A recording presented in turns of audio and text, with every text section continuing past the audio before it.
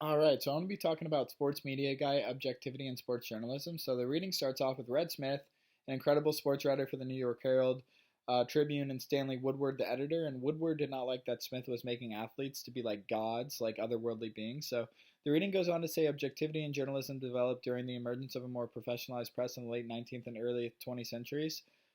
So objectivity and factual reporting became the professional norms as journalism moved past the partisan politics that defined early newspapers, which were often mere mouthpieces for the publisher's political opinion. So we learned in this week's videos how politics influence news and how there are many newspapers that tell you misinformation to support their political views. This reading talks about how that took shape in the late 19th century and early 20th.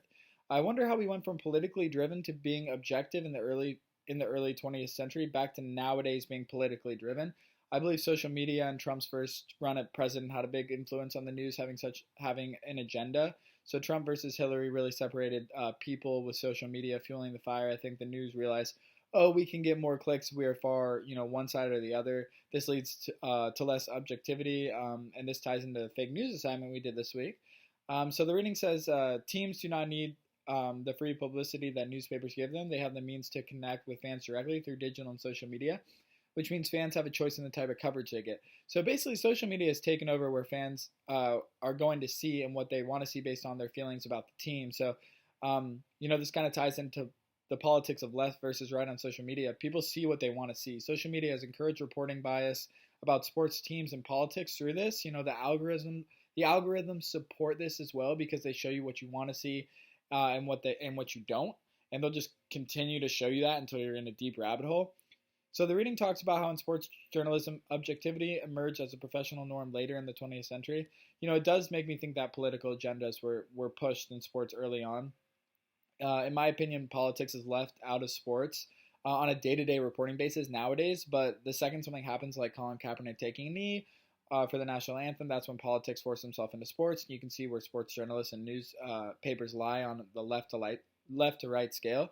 So the reading talks about Solosky, who identified two advantages that objectivity gives news organizations. The first is that it protects organizations' integrity because sources, not journalists, are responsible for the accuracy of the facts provided to reporters. It helps to secure their monopoly position in the marketplace. If the news were to be reported in an overly political or ideological matter, the market would be ripe for competition from news organizations that held opposing political or ideological points of view.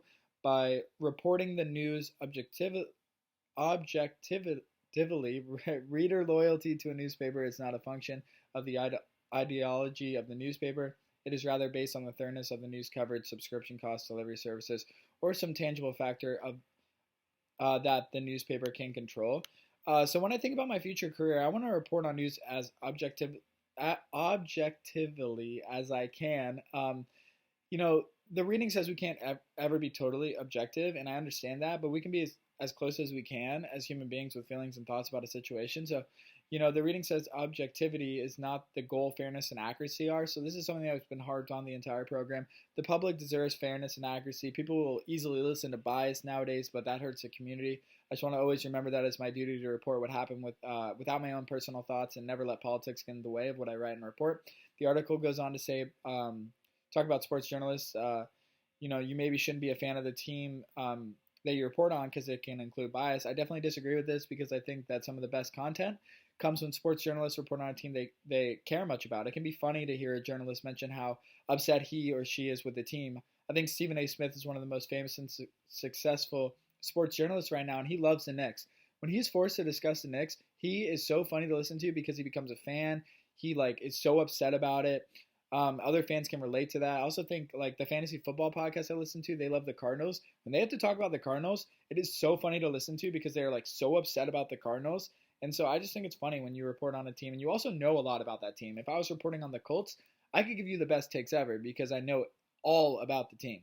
So the reading talks about how journalists root for the story, which makes them not objective because rooting for a story leads to rooting for, someone if you're rooting for a story of a game, you're rooting for something to happen in the game. So this kind of strikes a chord because I can see myself doing this, which kind of seems immoral. But the fan of me wants a good game, and the journalist wants a good story. Is this unethical? I don't really think so. The outcome is still going to be the same outcome. I just have to make sure I don't write or report on how I wanted the game to go. And then, transitioning to the AP style book about artificial intelligence, it talks about it being a computer system that emulates aspects of human cognition. Such systems are not sentient but can accomplish human level tasks such as visual perception, understanding and using speech, and learning, though only to a limited extent in many cases. So, in my opinion, AI is going to get better and better. And that's honestly a fact. I'm not going to fight it. I'm going to use it. It helps me as a journalist in my future.